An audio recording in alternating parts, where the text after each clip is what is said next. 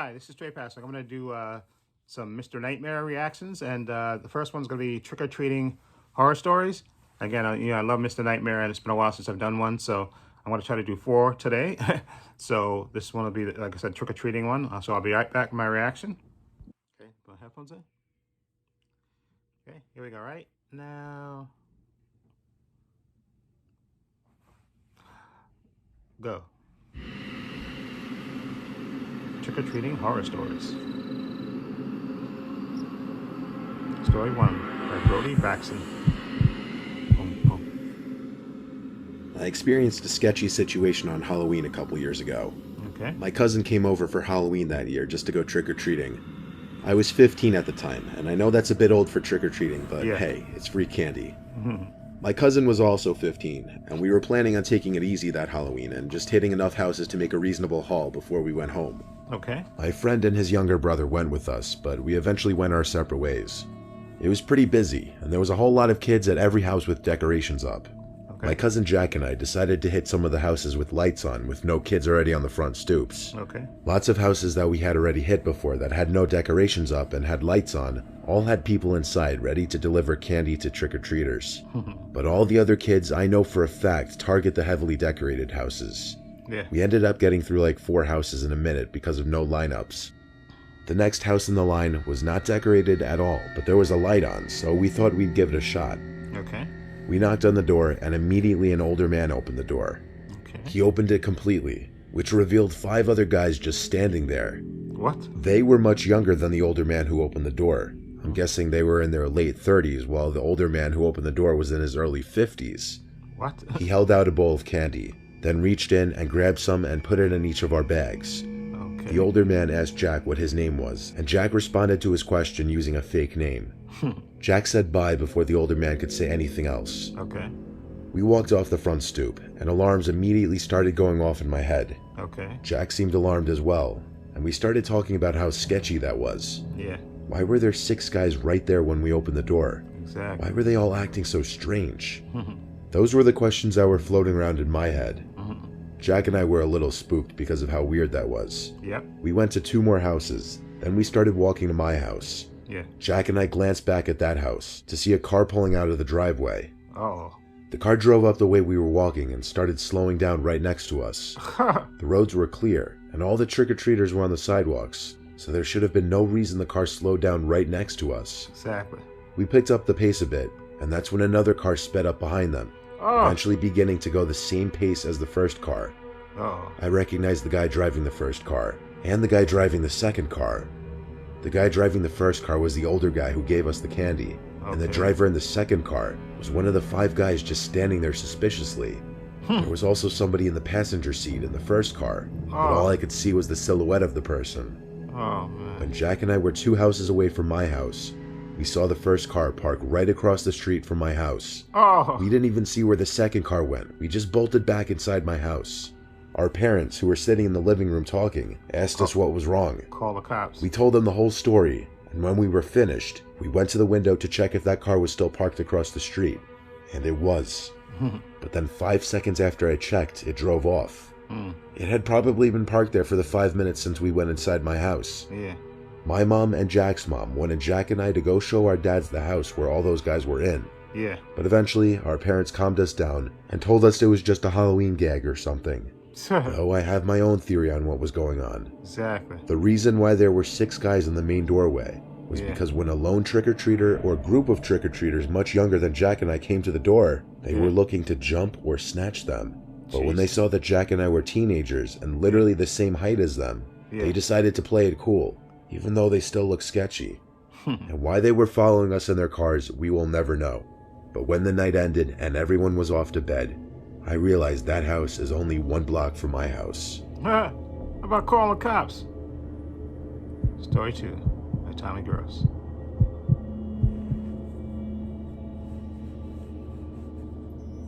This was many years ago. My old buddy Anthony and I were getting on our costumes to go trick-or-treating. We started going house to house just like a normal night. We got to the old part of our neighborhood, where our parents would tell us not to go because we were only 12 years old and we didn't know our way around there. Jesus. We walked up to the first house there, and a nice lady opened the door who gave us big Hershey bars. Okay, good. After that, while we were walking to literally only the second house in this part of the neighborhood, Yeah. this random guy came screaming and running towards us down the street. Jesus. He came out from behind a church.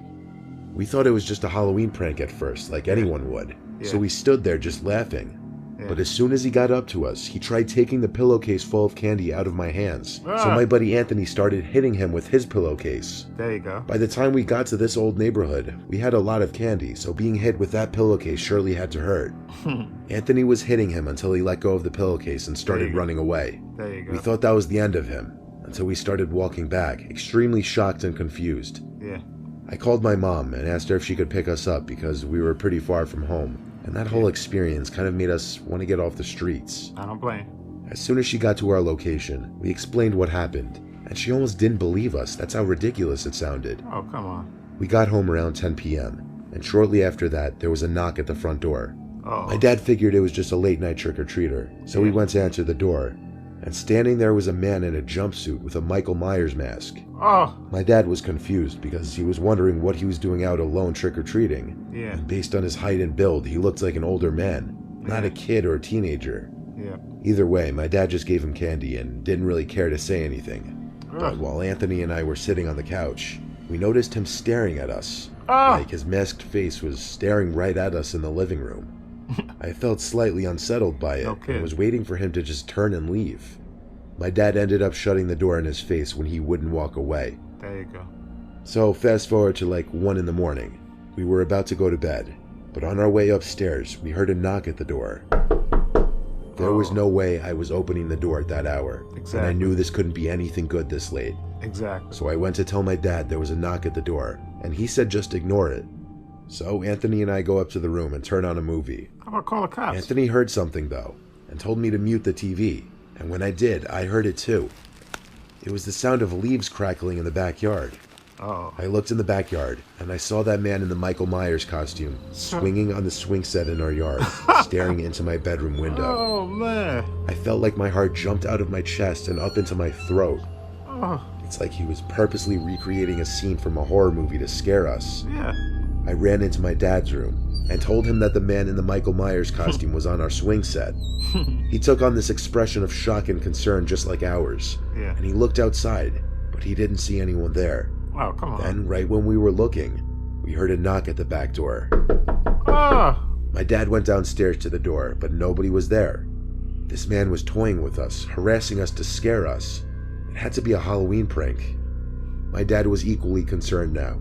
Call the cops. All of a sudden, I heard my mom scream in the other room. So Anthony, my dad, and I Oh. ran upstairs to see the man in the Michael Myers costume standing at the end of the bed staring at my mom. Oh. My dad told Anthony and I to run and call the police. Oh. My friend and I ran downstairs and grabbed the nearest phone. Jesus. We called 911 and told them that a man dressed as Michael Myers had broken into our house. Jesus. The operator asked if everyone was all right. I said he's upstairs, and my dad has him, but we needed cops immediately. Yeah. She told me to stay on the phone and that police were en route to the house. Okay. From upstairs, there was the sound of my dad screaming, followed by their sliding window being pushed open. Oh. The two of us ran upstairs to see my mom and dad laying on the floor. Oh. My mom was crying, and my dad's nose was bleeding. Oh. My dad said the man jumped out through the window. Jesus. When the police arrived, Anthony, my dad, and I told them everything we could. They did a sweep of the property inside and out, which took about 20 minutes, and the premises was clear. Of course. I think that might have been my last year trick-or-treating, and for good reason.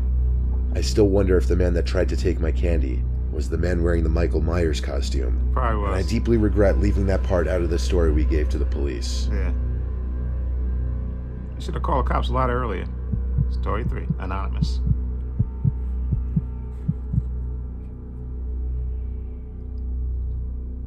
Halloween was always one of my least favorite days of the year.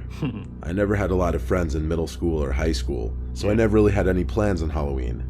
Okay. In middle school, I didn't really go trick-or-treating, and in high school, I never really went to any Halloween parties. No? This was also at a time when my sister was away at college, Okay. so due to the fact that my parents were hardly ever home, Yeah. I'd usually be home alone. Jesus. This was one of many Halloween nights that I was left home alone. Halloween was on a Friday this particular year, Yeah. so kids were out in droves and later than usual. Okay. My parents were gone for the week. My mom left a bunch of bags of candy for me to hand to kids. Yeah. I got kind of sick of the doorbell ringing every 5 minutes all day, so eventually I just poured an entire bag of candies into a plastic bowl we had in one of the kitchen cabinets. Yeah. My mom never really liked leaving a bowl on the stoop, but she wasn't there, so what was she gonna do? Exactly. That lasted a good while because the constant ringing of the doorbell stopped for a couple hours at least, Yeah. and when the bowl was empty, I refilled it.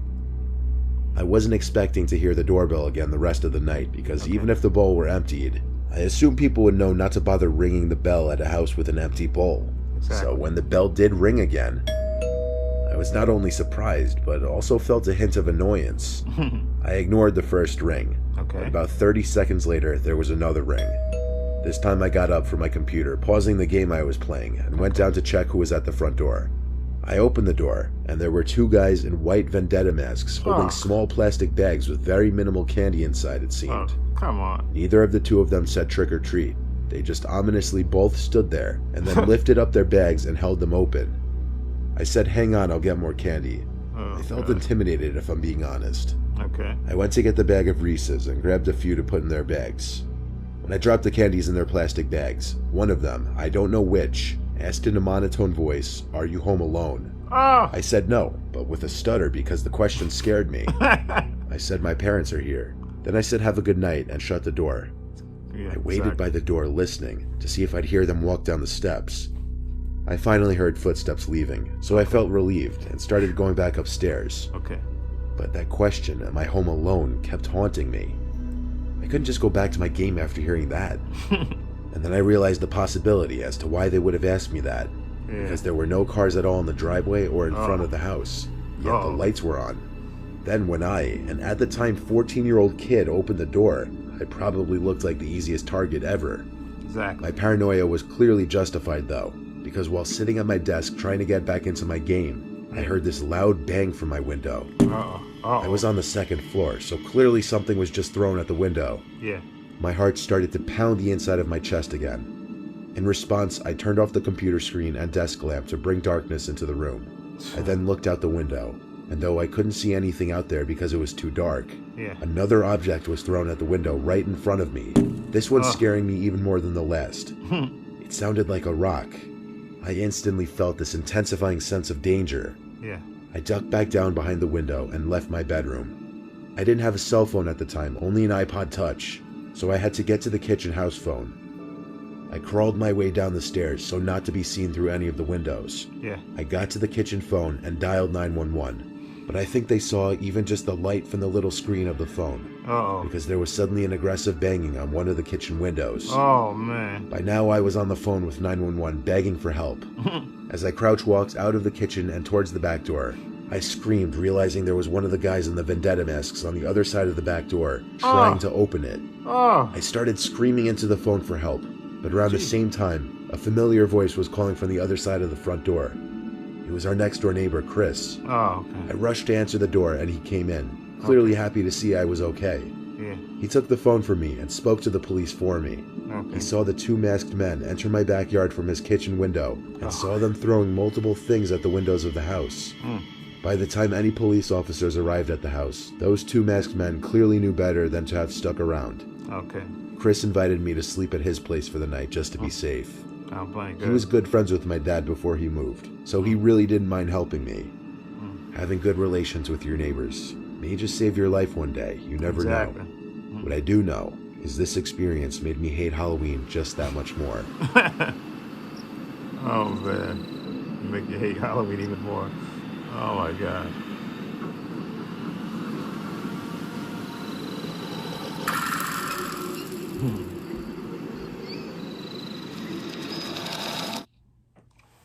Okay. Oh, man. Those are good stories. Like I said, that last story, he's lucky that neighbor was there. Oh, man, because you don't know what these... And then you're home by yourself and you're 14. And they could tell when he said that, like I said, his voice cracked when they asked him, "Are you home alone?" And he said, "No, my dad's here."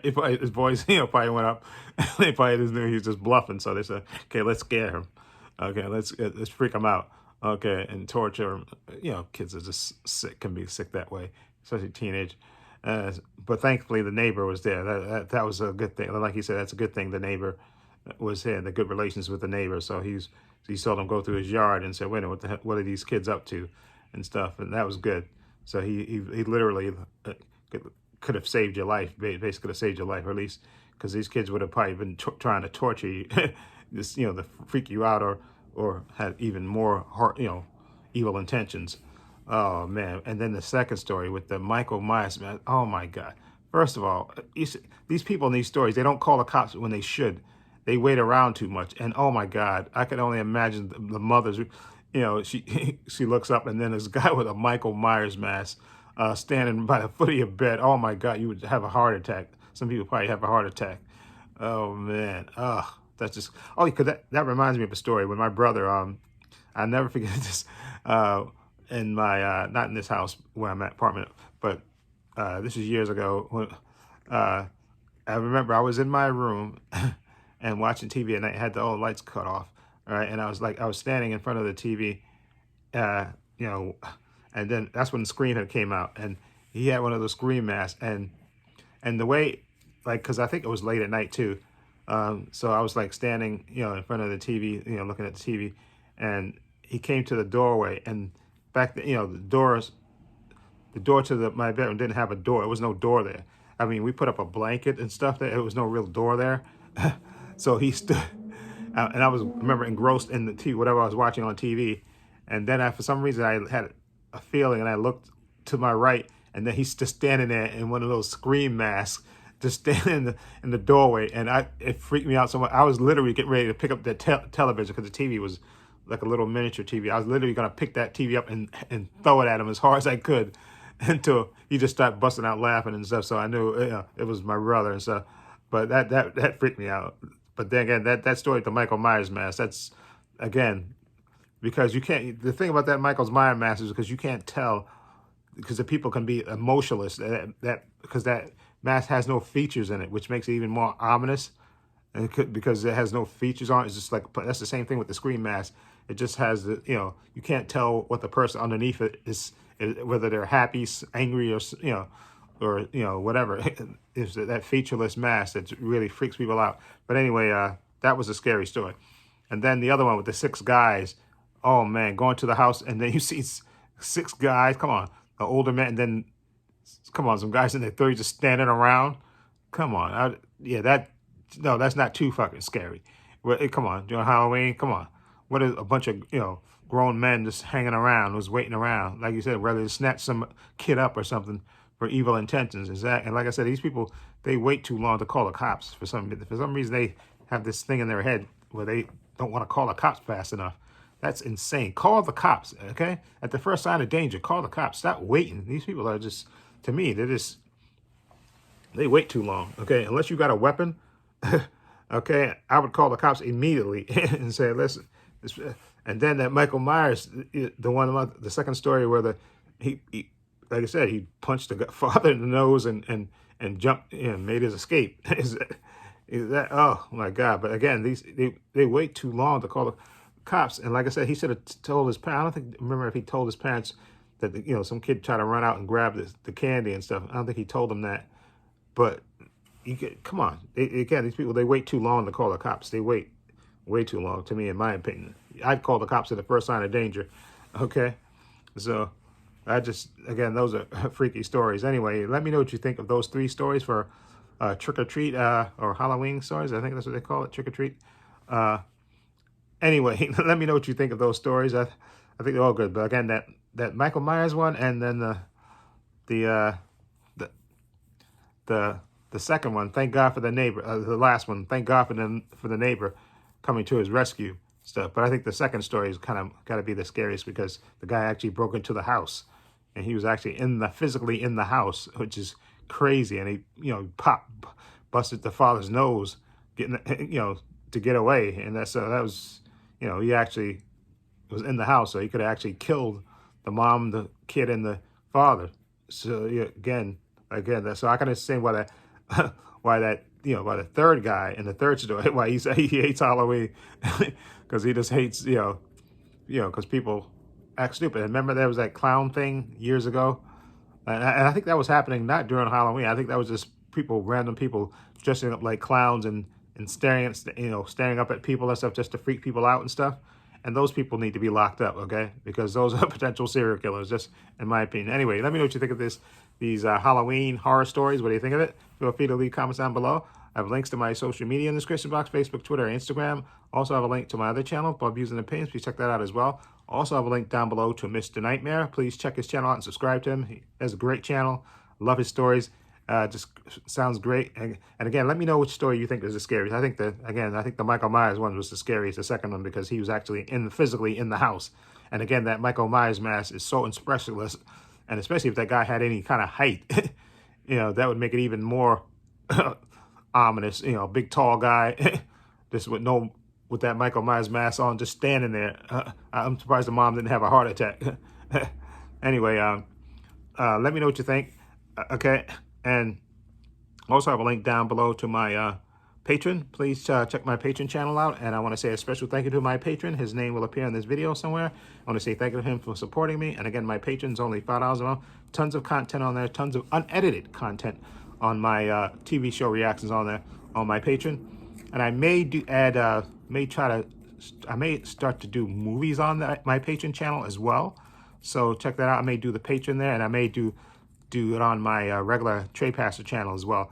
I might have to get some movies that are in public domain or something like that. Maybe. I'm still deciding if I'm going to do that. I may start doing that in January. Maybe putting some movies, like maybe some revisit movies that I haven't watched in a while, like maybe Star Wars, Empire Strikes Back, those type of movies that I haven't, Superman the movie that I haven't seen in a long time. Maybe do those, maybe edited versions on my YouTube channel, and the full versions on my Patreon. And again, link to the Patreon down below. And again, please give this video a thumbs up. It helps the channel. And again, subscribe to Mr. Nightmare's channel. I love his channel. I love his stories. I love the voiceover work he does for it, and the whole setup, the atmosphere he sets up for these stories. Fantastic and second to none, in my opinion. And again, give this video a thumbs up, please. It helps the channel. And this is Trey Pastor saying so long and take care.